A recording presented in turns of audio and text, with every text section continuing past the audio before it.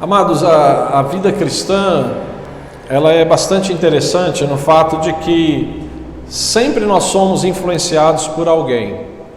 Sempre alguém nos influencia, em todas as áreas, mas pensando na nossa vida cristã é assim que acontece.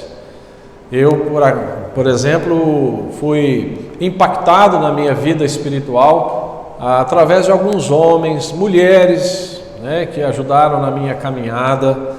Eu fui altamente impactado pelo meu pastor, missionário americano, pastor Bob Poole, suas mensagens, pregações, sua conduta de vida, sua visão, e aquilo realmente colocou algo no meu coração. Existe uma expressão no inglês que ela é muito interessante. Às vezes algumas línguas nos trazem algumas expressões que ficam mais fáceis da gente entender, mas no inglês tem uma expressão in part, ou seja, alguém traz e coloca algo dentro de nós, derrama sobre nós, e assim é a nossa vida. E hoje eu quero falar um pouquinho sobre isso. Em 1940, um pastor, teólogo, professor, chamado James Edwin Orr, o sobrenome é esse, Orr, O-R-R, nascido na Irlanda do Norte, mas esse homem acabou sendo pastor e professor num dos principais colégios cristãos dos Estados Unidos, Faculdade Teológica dos Estados Unidos. E esse homem, em 1940, resolve então, dos Estados Unidos, levar um grupo de alunos para visitar na Inglaterra o local em que John Wesley morou por um certo tempo. John Wesley foi, por volta de 1750, mais ou menos, um dos principais avivalistas que existiram. Avivalista é um termo que nós usamos para a história de homens e pregadores que, quando iam para determinados lugares e pregavam, e aí vinha o avivamento sobre aquela cidade, sobre aquele povo. A história nos fala de vários avivalistas, mas um deles, um dos principais, foi John Wesley. Então esse professor leva seus alunos para visitar a casa onde John Wesley morou por um tempo. Chegando lá, entraram, era uma casa de 2 andares, entraram, visitaram ali a sala, a cozinha, os aposentos. Quando subiram, foram até o quarto onde John Wesley morava, vivia. E ali os alunos, então, naquele pequeno quarto, eles se aglomeraram ali em volta da cama de John Wesley, mas alguém notou que na verdade era o carpete. As casas na Inglaterra, nos Estados Unidos também, mas especialmente Inglaterra, Irlanda, eles usam muito carpete. Ele notou que ao lado da cama havia duas marcas redondas que imprimiam aquele carpete já envelhecido. E aí ele perguntou o que era isto, e o professor então teve a satisfação de dizer: aqui era o lugar onde John Wesley orava. Quando ele acordava de manhã, ele se ajoelhava ao lado da cama e clamava a Deus por horas antes dele sair para trabalhar.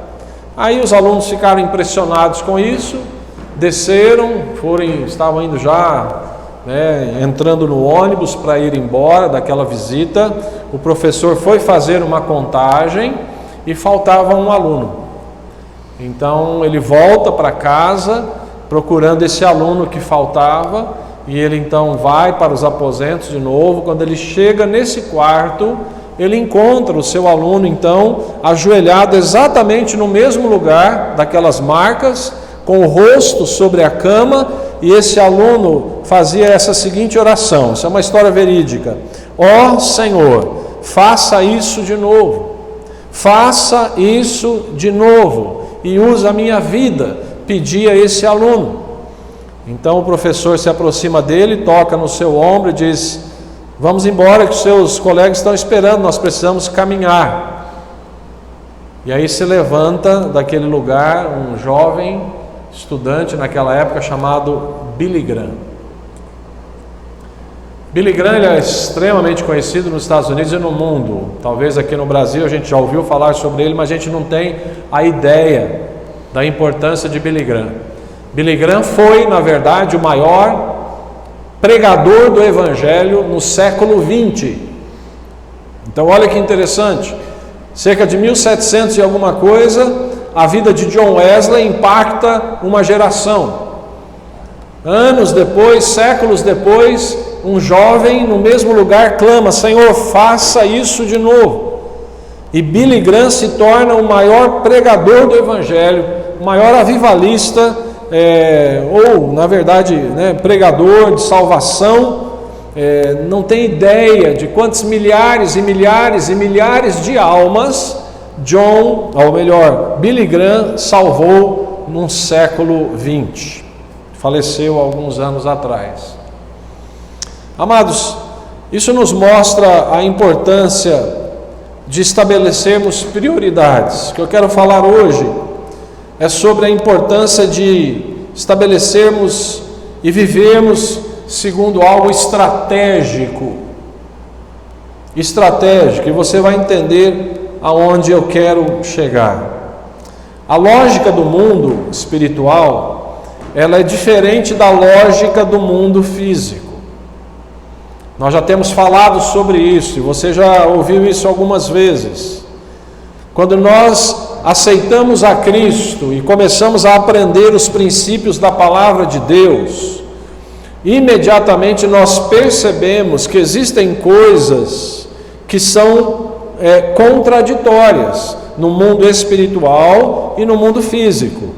Muita coisa que a Bíblia nos ensina são coisas naturais, que elas são coerentes com o mundo físico, mas muitos princípios, ou alguns princípios da lógica do mundo espiritual, são diferentes da lógica do nosso mundo físico. Eu posso, por exemplo, usar um verso bastante simples que você já deve ter mencionado algumas vezes, fora do contexto, mas tem um verso em Mateus 20 que diz: assim, os últimos serão primeiros, e os primeiros serão últimos. Nós normalmente tomamos esse versículo isoladamente e nos esquecemos de que ele fala de uma parábola em que um homem vai contratando pessoas ao longo do dia, contrata um na primeira hora, 6 horas da manhã, ou 7 horas da manhã, e vai contratando outro às 8, às 9, às 10, e aí ele vai contratando pessoas para o seu trabalho na fazenda lá. Engraçado, ele contrata uma pessoa às 5 horas da tarde para terminar o trabalho às 6 horas da tarde. E na hora então de dar o pagamento, ele paga igualmente aquele que trabalhou das 7 horas da manhã e aquele que trabalhou apenas 1 hora. Logicamente, houve uma reclamação ali, eu trabalhei o dia inteiro, eu vou ganhar o mesmo que ele trabalhou com 1 hora só. E aí vem o ensino dessa parábola, e o Senhor diz: mas quando eu te contratei para você trabalhar um dia, eu disse que iria te pagar tanto, e você aceitou. Se eu quiser pagar esse mesmo para uma pessoa trabalhar 1 hora, eu sou dono do meu dinheiro, eu sou o Senhor, eu estabeleço isso. Então essa parábola, rapidamente falando, ela nos fala da salvação. E Jesus estava querendo ensinar através dessa parábola, dizendo: Ele é Senhor. Se Ele quiser salvar alguém, ainda jovem, se Ele quiser salvar alguém no último segundo da sua vida, Ele é Senhor para salvar. Nesse sentido, nós encontramos o verso 16 que diz: assim os últimos serão os primeiros e os primeiros serão os últimos. Essa parábola dos trabalhadores. Ou seja, só para mostrar para você como a lógica no mundo espiritual não é a mesma do mundo físico. Aí nós encontramos, se você quiser abrir comigo, em Mateus 6, abra lá por favor, versos 31 a 34. Mateus 6, 31 a 34, uma passagem bastante conhecida, que você também já ouviu várias vezes. Mas nós vamos ler, Mateus 6, 31 a 34. No próprio conselho de Jesus, nós vemos que as coisas no mundo espiritual, elas não funcionam exatamente como no mundo físico. Eu esqueci de dizer uma coisa no início dessa mensagem. Essa mensagem você poderá aplicar para a sua vida profissional, para a sua vida afetiva. Eu estarei trazendo aqui princípios que você pode usar para a sua vida no dia a dia, mas logicamente a minha aplicação é para a nossa vida com Deus, para a nossa vida espiritual. Mateus 6, 31 em diante. Portanto, não se preocupem dizendo: que vamos comer, ou que vamos beber, ou que vamos vestir, pois os pagãos é que correm atrás destas coisas, mas o Pai Celestial sabe que vocês precisam delas.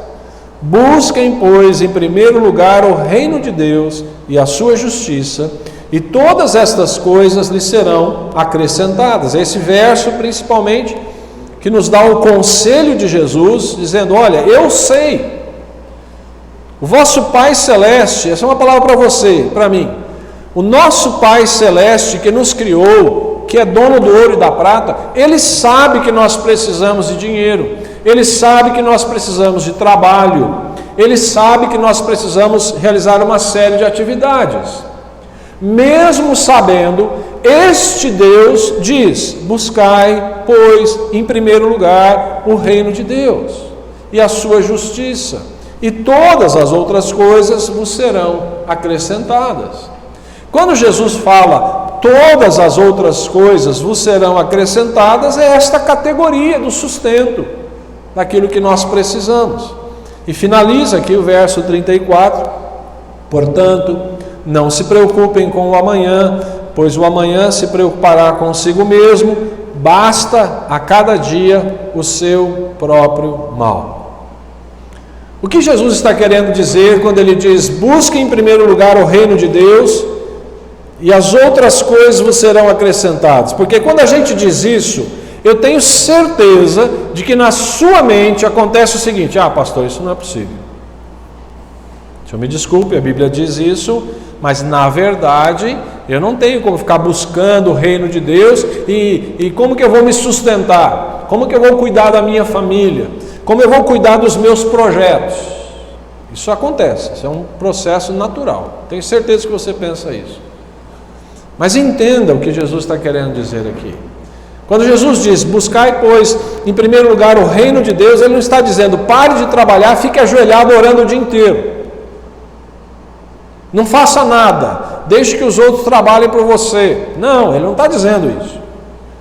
Ele está dizendo que nós não podemos viver com uma ansiedade extrema, a ponto de usarmos todas as nossas energias na busca das coisas materiais. Eu repito, o que Jesus quis dizer aqui: não vivam com ansiedade extrema, a ponto de usarem todas as suas energias na busca das coisas materiais. E há várias razões porque nós não podemos usar todas as nossas energias apenas no trabalho para ganhar dinheiro. Se é para ganhar dinheiro, então eu vou. Se não tem nenhum dinheiro, se eu não vou ganhar nada com isso, eu não vou. Tem gente que funciona assim. Vou ganhar alguma coisa com isso? Vai entrar algum dinheiro no meu bolso? Ah, então eu vou. Nós não podemos viver assim, por várias razões. Primeiro, a Bíblia nos diz em Provérbios 23 que as coisas materiais são passageiras. As riquezas desaparecem assim que você as contempla. Elas criam asas e voam como águias pelo céu. Provérbios 23, 5. O que o escritor aqui de Provérbios está querendo dizer é que as riquezas, elas desaparecem rapidamente da nossa mão, se não for a bênção de Deus. Então, uma pessoa que devota a sua vida para simplesmente ganhar dinheiro e trabalhar, ela está devotando a sua vida em algo instável, totalmente instável. Eu poderia dar dezenas de exemplos de homens que devotaram a sua vida, mulheres, para ganhar dinheiro, cresceram, faliram, depois perderam anos da sua vida, tiveram que reconstruir a sua vida, e correndo, e correndo, e correndo. Outra razão está no Salmo 92, que diz que o nosso tempo é muito pouco. Nós temos pouco tempo. Muitas vezes deixamos de tratar certos problemas mais profundos, porque nosso tempo está tomado com a correria do sucesso. Isso é muito claro na nossa sociedade. Existem problemas familiares que precisam ser resolvidos entre o casal, entre pais e filhos, mas eu não tenho tempo porque eu estou correndo para manter a minha casa, eu estou correndo para trabalhar, eu estou correndo e eu não resolvo as coisas que precisam ser resolvidas. Portanto, nós vivemos num mundo em que quando a pessoa chega lá com 70 anos de idade e ela olha para trás, eu me arrisco a dizer que muitos estão totalmente frustrados. Se você conversar com um idoso e você faça esse teste, se você tem uma avó, um avô ainda vivo, faça esse teste. Vó, o que a senhora faria diferente? Se a senhora pudesse voltar aos 20 anos de idade, 30 anos. Você vai ver, eu convivo com a minha mãe, né? Então ela fala de muitas frustrações, isso é natural, normal. Porque na correria do tempo tínhamos que correr e o nosso tempo é pouco. Outra questão também, porque eu não devo devotar as minhas energias somente nas questões materiais, irmãos, é porque a vida é uma vida de herança e legado. Ou seja, herança diz respeito a coisas materiais. Então eu vou trabalhar para deixar uma herança para os meus filhos, uma casa, um carro, um dinheiro, um terreno. Muita gente faz isso. Que bom que você pode fazer isso. Eu costumo brincar, eu levo isso na esportiva. Meu pai faleceu há alguns anos e quando eu recebi a certidão de óbito dele, dizia: não deixou bens. Meu pai trabalhou até o último dia de vida. Na verdade, ele faleceu com 72 anos de idade. Ele morreu no serviço. Deu um ataque cardíaco, ele caiu no chão, ele era dentista. Tinha que trabalhar até o último dia da sua vida. Não deixou bens. Nós deixamos herança, mas também nós deixamos legado.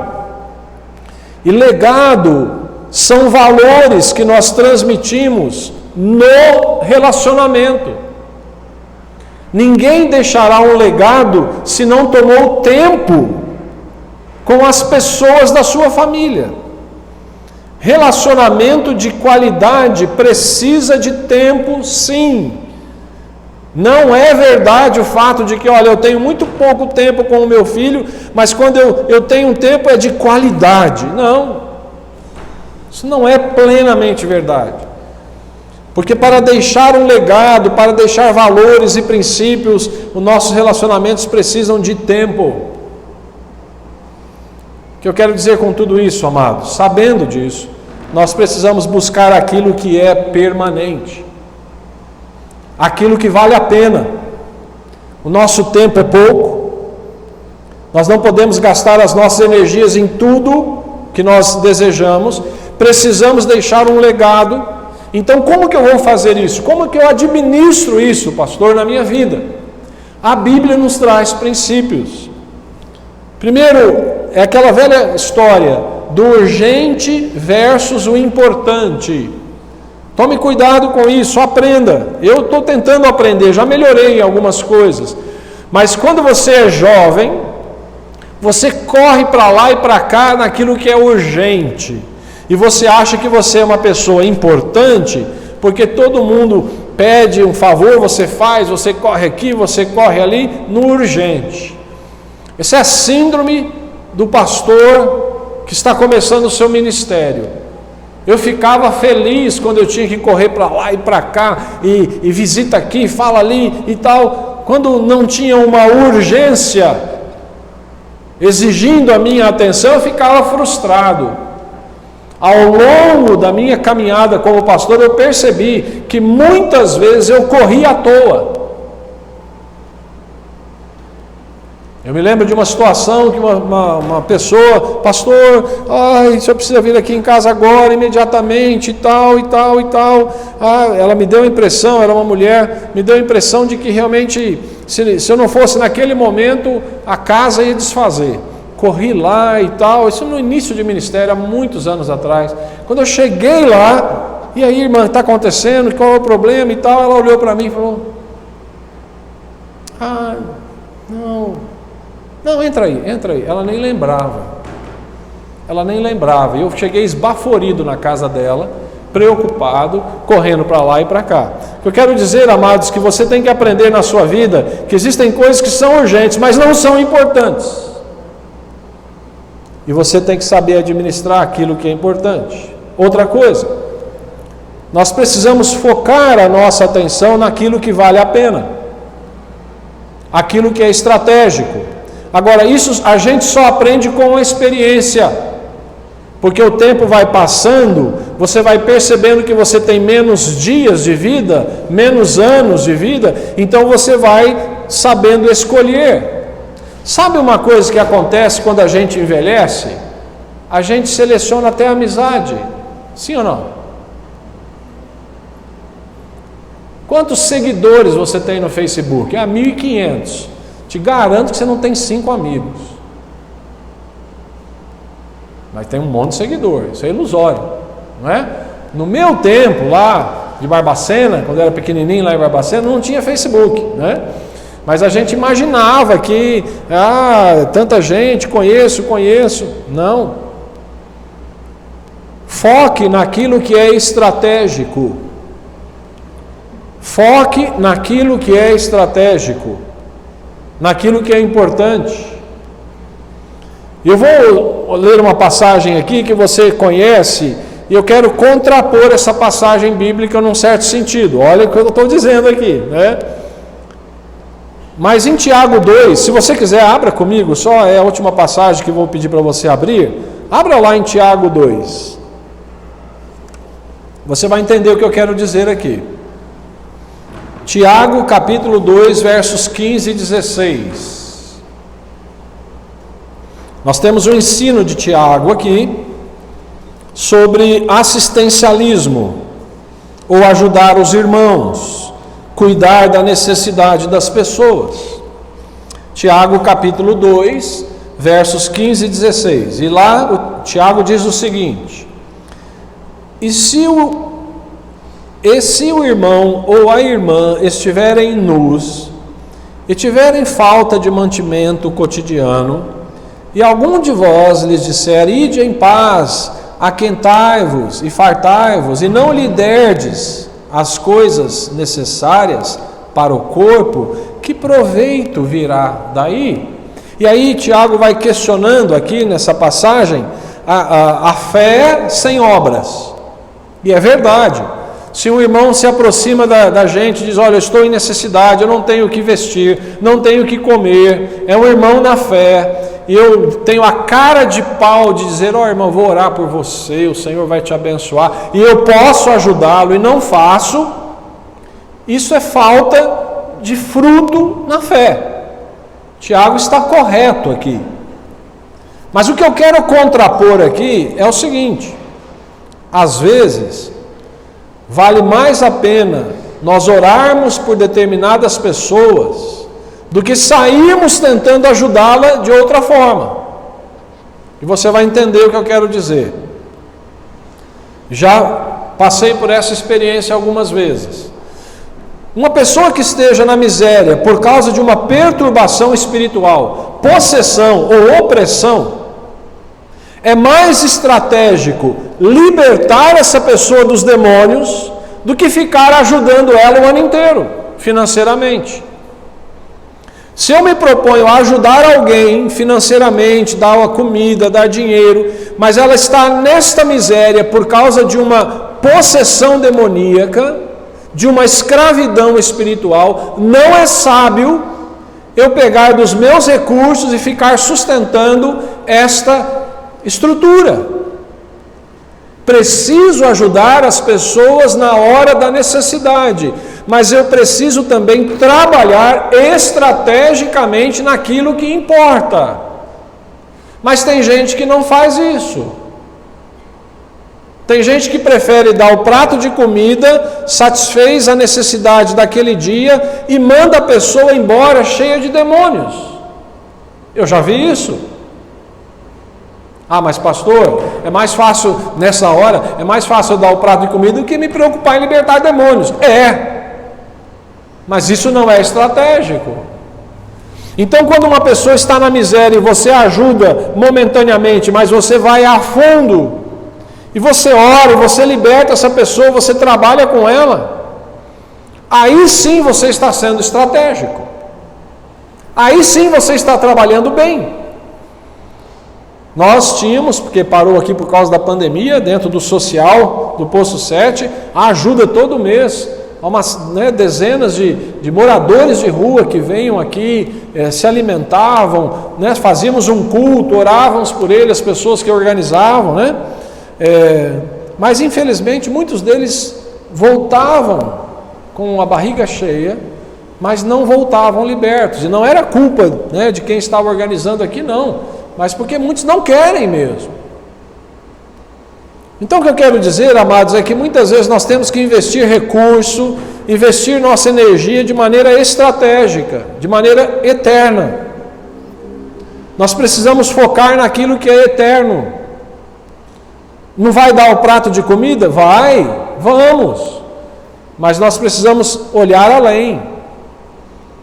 Precisamos dar um caráter mais permanente às nossas ações. No final da vida, o que realmente ficará serão as memórias e os momentos significativos que passamos ao lado das pessoas. No final da nossa vida, a sua vida vai ser relevante à medida que você deixou um legado importante, um legado eterno, espiritual. Senão eu posso correr para lá e para cá, falo de mim como pastor novamente. Se eu não desenvolvesse discernimento, sabedoria, eu estaria correndo até hoje, aqui, ali, com muito pouco fruto. Quando Deus nos quer colocar em situações estratégicas. Grande parte das atividades espirituais de uma igreja local, elas acabam sendo enfraquecidas pela falta de ânimo, falta de disposição. Então o que está acontecendo hoje, já de anos? Como nós não estamos num tempo de John Wesley, que era um tempo de avivamento, em tempos de avivamento você não precisa chamar ninguém para vir para as reuniões da igreja. Em tempos de avivamento, e alguns avivamentos aconteceram mais recentemente na história, Um último lugar mais recente, marcado por reavivamento, foi a Coreia. Se você for na Coreia, antes dessa pandemia, você iria encontrar filas e filas e filas de pessoas esperando para entrar num culto, geralmente de uma igreja construída num ginásio, porque lá na Coreia estão as maiores igrejas do mundo. Ginásio com capacidade para 10 mil, 20 mil, 30 mil pessoas. Você vai encontrar 2 horas, 3 horas antes, uma fila enorme, pessoas ansiosas para não perder o seu lugar no culto. Quando nós não estamos no avivamento, nós precisamos fazer o quê? Usar toda a criatividade, todo o recurso, fazer isso, fazer aquilo, para atrair as crianças, atrair os jovens, atrair tudo isso. Nós precisamos usar dinheiro, nós precisamos usar grupos de música, nós precisamos usar atrativos, porque nós não estamos num tempo de avivamento. Então, o que eu queria dizer aqui hoje é o seguinte: existem atitudes que você pode ter para focar naquilo que é essencial. Uma libertação espiritual tem a capacidade de resolver a maior parte dos nossos problemas pessoais e de relacionamento. E às vezes nós ficamos correndo para lá e para cá. Eu disse que você poderia usar isso como princípio para a sua vida afetiva. De que forma? Tem jovens que não estão preocupados ou preocupadas em encontrar alguém que seja realmente de Deus. Começa a namorar sem um foco, sem um objetivo. Começar a namorar porque é bonitinho, mas não é o plano de Deus para a sua vida. Deixa eu lhe dizer, sabe o que vai acontecer? Você vai perder tempo, vai perder anos, vai perder energia. E essa menina então, ela começa a namorar por namorar, porque as outras amigas estão fazendo, ou os amigos, etc. Isso vale para homens e mulheres. Aí se envolve cada vez mais emocionalmente, passa 1 ano, 2 anos, quando percebe que aquela pessoa não é a pessoa para a vida dela, ela está totalmente envolvida emocionalmente. Aí fica mais difícil. Tem muita gente estragando a sua vida por causa disso. Tem muito jovem estragando o seu futuro, porque não sabe olhar com propósito, porque não sabe olhar de maneira estratégica. Esse meu namoro vai me levar para algum lugar positivo na minha vida? Esse meu namoro, meu relacionamento vai me jogar para frente na vida espiritual? Ou só vou entrar nesse relacionamento por entrar? Perda de tempo. Esse trabalho vale a pena? Essa decisão que eu vou tomar, olhe de maneira estratégica. Olhe de maneira focada, propósito. Amados,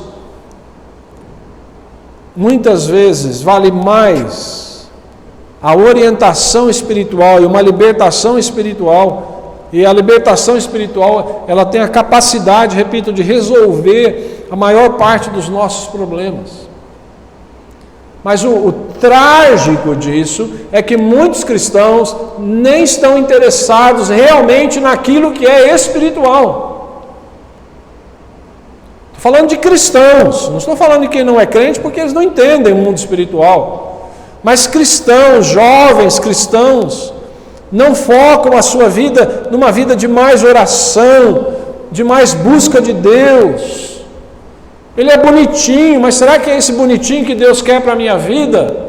Porque esse bonitinho que parece agora, que você está apaixonada, daqui a algum tempo vai se transformar num transtorno na sua vida. E sabe o que acontece quando se transforma num transtorno? A mesma pessoa que não buscou a orientação de Deus vai dizer: por que Deus permitiu isso na minha vida? Dá vontade, nem sei o que fazer, não é? Aí joga a culpa em Deus. Falta de foco, falta de propósito, de estratégia. Existem, quero terminar com isso, algumas atitudes práticas que nos libertam. Existem atitudes que você tem que tomar na sua vida, que são atitudes práticas, que vão te libertar e vão te colocar numa situação em que você terá uma visão mais clara da sua vida, profissionalmente, afetivamente, espiritualmente. Primeiro, confissão do pecado praticado e arrependimento. Quando nós somos pessoas voltadas para um espírito de arrependimento genuíno, de abandono do pecado, porque se você não abandonar o pecado, esse pecado vai incomodar a sua vida a vida inteira. A vida inteira. Outra atitude que nos ajuda a nos libertar é liberar perdão para aqueles que nos ofenderam. Amados, o verdadeiro cristão tem que entender isso, liberar perdão para que a sua vida continue, caminhe. Ah, pastor, eu sou crente há 20 anos, mas tem uma coisa que eu não perdoo, aquela minha vizinha, aquele meu cunhado, aquele meu pai, aquela minha... Jesus, para quê? Eu já aconselhei pessoas que estavam amarrados emocionalmente por uma ofensa que o pai havia lhe feito, e o pai estava morto há 15 anos. Já estava morto há 15 anos. E a pessoa estava aqui na terra amarrada. Libere perdão. Cuide dos seus relacionamentos. Não ande com qualquer pessoa. Tem tantos conselhos que a Bíblia nos dá, mas eu vou parar por aqui. O que eu quis dizer hoje, amados? Nosso tempo é curto, a nossa vida tem muito valor, então nós precisamos focar naquilo que é estratégico. Eu oro para que o Senhor lhe dê uma visão clara. Como eu devo me comportar no meu trabalho? Como eu devo me comportar na minha vida afetiva? Será que começo a namorar agora? É o tempo para isso? Ai, mas se não começar a namorar agora eu vou perder. Não, se perder é porque não era. Será que é o tempo adequado para eu tomar tal decisão? Existem amarras na minha vida, coisas que estão me amarrando, me segurando. Cuide dos seus relacionamentos, não ande com qualquer pessoa. Confesse os seus pecados, libere perdão. E assim você terá uma vida mais focada. Eu oro para que o Senhor lhe dê discernimento, que o Senhor lhe dê visão clara com quem você deve se relacionar, aonde você deve trabalhar, como você deve desenvolver a sua vida espiritual, que igreja você tem que estar. Até a igreja local pode influenciar a sua vida. E aí eu quero fazer da oração de Billy Graham um clamor: Senhor, faz de novo. John Wesley fez algo tremendo. John Wesley já foi influenciado por algumas pessoas, sem dúvida. John Wesley influencia Billy Graham. Billy Graham influencia uma geração de cristãos. Vamos clamar para que o Senhor faça de novo. Vamos ficar em pé e vamos orar. Ore comigo. Ore nesse sentido, amado. Faz de novo. Faz de novo. Senhor, a minha oração, ó Deus, é nesse sentido. A nossa vida é tão frágil, passageira. E, ó Deus, nós temos tanta coisa para fazer. Nós poderíamos fazer tantas coisas importantes neste mundo. Mas para isso nós precisamos ter uma visão clara daquilo que é eterno, Senhor. Daquilo que é importante e não daquilo que é urgente. Então a minha oração pelos teus servos e por mim também, por aqueles que nos ouvem, Senhor, a minha oração é esta: que o Senhor lhes dê discernimento no teu Espírito Santo, para que os teus servos, o teu servo, a tua serva, possa saber tomar uma decisão, ter coragem de tomar a decisão certa.